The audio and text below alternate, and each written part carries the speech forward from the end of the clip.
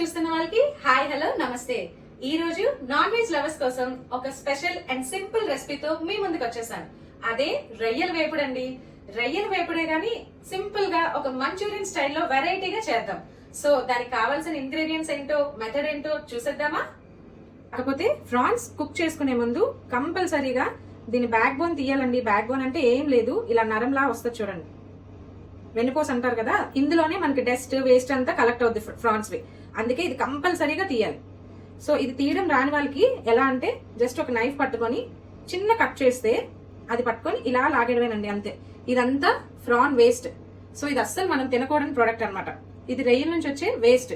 ఇది మాత్రం క్లీన్ చేయకుండా ఎప్పుడు కూడా రొయ్యల కూర వండుకోకూడదు.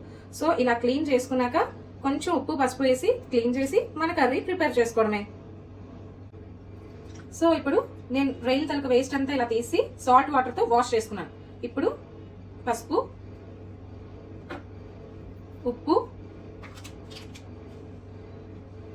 కారం ఇలా ఈ మూడు వేసి మ్యారినేట్ చేసి, జస్ట్ మసాలా ఏమి యాడ్ చేయకండి, ఓన్లీ పసుపు ఉప్పు కారం వేసి ఇలా ఫ్రిడ్జ్ లో ఒక 15 మినిట్స్ ఇలా మ్యారినేట్ చేసి ఇలా వదిలేయండి. 15 మినిట్స్ తర్వాత దీని ప్రొసీజర్ స్టార్ట్ చేద్దాం. అండ్ ఇంకొక విషయం, మీరు చేయాల్సిన పని ఏంటి?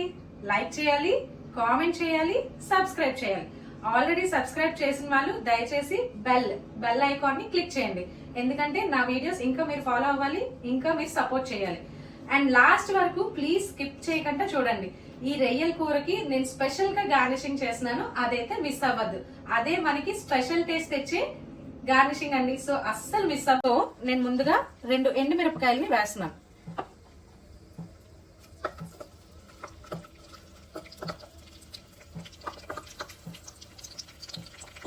అది కొంచెం చిటపట్లాడినప్పటికీ ఉల్లిపాయలు, ఇలా సన్నంగా తరుక్కున్న ఉల్లిపాయలు,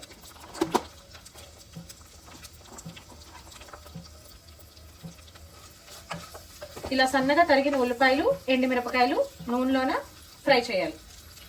సో కుండలో వాడుతున్నాం కాబట్టి మనం స్టీల్ గరిటెలు ఏవి వాడకూడదండి, ఓన్లీ వుడెన్ వే వాడాలి. కొంచెం టైం టేకింగ్ అయినా టేస్ట్ చాలా బాగా వస్తుంది. సో ఇలా ఉల్లిపాయలు వేగేలోపు నేను మిగిలిన ఇంగ్రీడియంట్స్ రెడీ చేసుకున్నాను. ఇలా సన్నంగా చిన్నగా తరిగిన పచ్చిమిరపకాయలు, జింజర్, గార్లిక్ చిన్న చిన్న పీసెస్గా ఇలా కట్ చేసుకున్నాను, కొత్తిమీర, పుదీనా అండ్ స్ప్రింగ్ ఆనియన్స్. ఇవన్నీ మన డిష్కి అవసరమైన ఇంగ్రీడియంట్స్. ఇప్పుడు జింజర్ గార్లిక్ పేస్ట్ వేస్తాను. చాలా కొంచెమే యాడ్ చేయండి, ఎక్కువ అవసరం లేదు. రొయ్యల కూరకి ఎక్కువ మసాలా యాడ్ చేయటం లేదు, ఎందుకంటే రొయ్యల టేస్ట్ అనేది మనకి ఆ ఫ్లేవర్ పోతుంది. సో ఎప్పుడు రొయ్యల కూరలో కూడా ఎక్కువ మసాలా డామినేట్ చేసినంత వాడద్దు. ఇప్పుడు అల్లం వెల్లుల్లి పేస్ట్ కూడా బాగా వేగిపోయిందండి. ఇప్పుడు డైరెక్ట్గా మనం మ్యాగ్నేట్ చేసి ఉంచిన రొయ్యలు వేసేయడమే.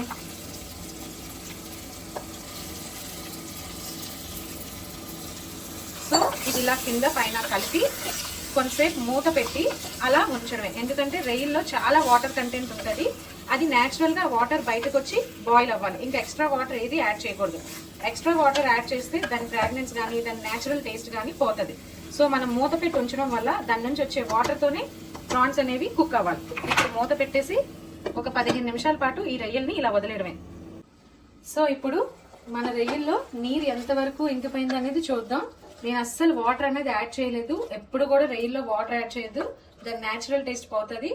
ఇప్పుడు మాక్సిమం వాటర్ ఇంకిపోయింది కాబట్టి ఇప్పుడు మనం పచ్చిమిరపకాయలని ఇలా గుండగా తరిగిన పచ్చిమిరపకాయలు, కొంచెం అల్లం, కొంచెం వెల్లుల్లి, ఇలా చిన్నగా కట్ చేసుకున్న జింజర్ గార్లిక్ చిన్న చిన్న పీసెస్, గ్రీన్ చిల్లీ పీసెస్ ఇప్పుడు వేసుకొని రోస్ట్ చేయాలన్నమాట. ఇప్పుడు మూత పట్టక్కర్లేదండి, ఇప్పుడు కంప్లీట్ గా ఫ్రై అవుతుంది.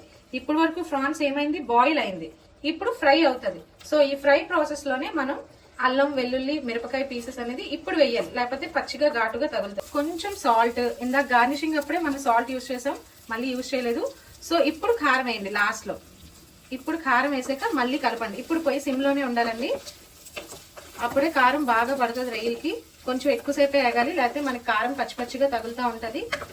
కొంచెం కొత్తిమీర, నేను తరిగి పెట్టిన కొత్తిమీరలో సగం మాత్రమే వేసుకున్నాను, సగం స్ప్రింగ్ ఆనియన్స్ మాత్రమే వేసుకున్నాను. అండ్ మిగిలినవన్నీ నేను లాస్ట్ లో ఎలా యూజ్ చేస్తాను అనేది చూడండి.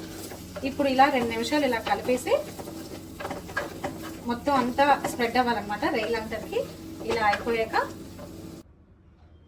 ఇప్పుడు మన కూర ప్రిపేర్ అయిపోయాక చిన్న పాత్రలోన కొంచెం నూనె వేసి వెంటనే వేడెక్కక ముందే కొంచెం టమాటా సాస్, ఇంకొంచెం సోయా సాస్. సోయా సాస్ చాలా కొంచెమే వేయాలండి.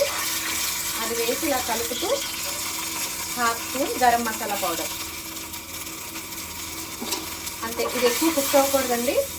ఇలా జస్ట్ ఒక 2 మినిట్స్ ఇలా కలిపేసి ఆఫ్ చేసి మన రొయ్యల కూరలోనే వేసుకుంటాం. ఇప్పుడు మనం ప్రిపేర్ చేసిన సిరమ్ ఈ రొయ్యల కూరలో వేసి మొత్తం ఇలా మిక్స్ చేసుకోవడం. ఇలా మొత్తం కూర మన సిరంతో కలిపేసిన కూర అరిటాకులో ఇలా తీసుకొని, అరిటాకులో తీసుకున్న కూర ఇలా స్ప్రెడ్ చేసి, ఇప్పుడు దీనిపైన మనం ఆల్రెడీ కట్ చేసుకున్న జింజర్ గార్లిక్ పీసెస్ ఉన్నాయి కదా రిమైనింగ్వి, చాలా కొంచెమే వేసుకోండి. దీనిపైన ఇంకొంచెం కొత్తిమీర అండ్ పుదీనా ఇలా జస్ట్ డెకరేషన్ లా ఇలా ఉంచేసి, ఇప్పుడు ఈ అరిటాకుని ఇలా ఫోల్డ్ చేసుకోండి. Okay, spring onions and onions కూడా ఇలా వేసుకొని దీన్ని ఇలా పొట్లం లాగా ఫోల్డ్ చేయండి. పొట్లం లాగా ఫోల్డ్ చేసి రివర్స్ లో ప్లేస్ చేయండి. ఏ కుండ పాత్రలో అయితే మనం వండుతున్నామో ఆ కుండ పాత్రలో ఇలా రివర్స్ లో ఫోల్డ్ చేసి ఇలా మూత పెట్టి ఉంచేయండి. దానిపైన ఇలా 2 స్లైసెస్ ఆఫ్ ఆనియన్స్ పెట్టి ఇలా మనం వండిన కుండలోనే ఒక 10 నిమిషాల పాటు మూత పెట్టి ఉంచి, ఆఫ్టర్ 10 మినిట్స్ ఈ ఆనియన్స్ దేనికి పెట్టానంటే ఇది మనం సర్వింగ్ ప్లేట్ లోకి తీసుకున్నాక కట్ చేసి స్లైసెస్ లా పెట్టుకోవచ్చు. సో దీన్ని ఎలా తీయాలి? ఇప్పుడు ఒక ప్లేట్ తీసుకొని దీన్ని ఇలా రివర్స్ చేయడమే.